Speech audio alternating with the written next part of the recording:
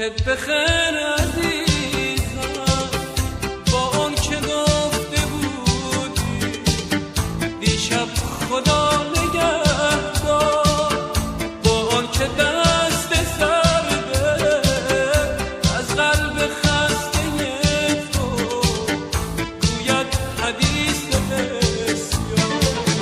صبحت بخیر عزیزم، با اون که در حرفی برای من نیست، با آن که لحظه لحظه میخوانم از دو چشمم تلخ است به ایز تکرار.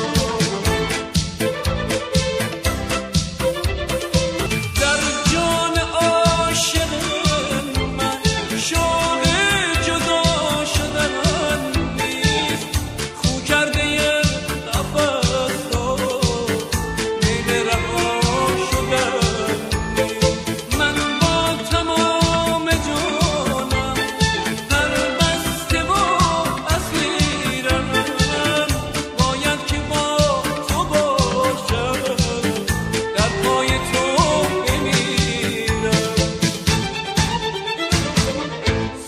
بخیر عزیزم، با آن که گفته بودی دیشب خدا نگهدار، با آن که دست سرده از قلب خسته تو گوید حدیث بسیار.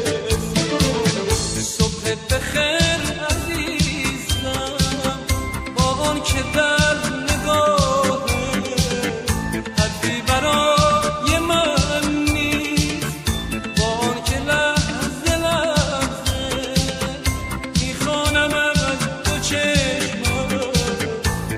دست ایز تکرار.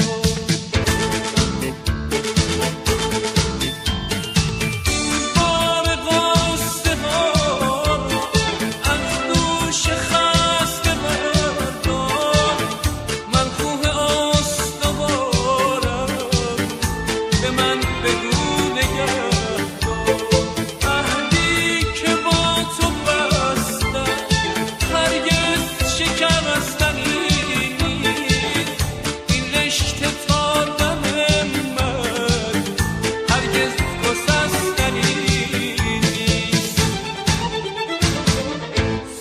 بخیر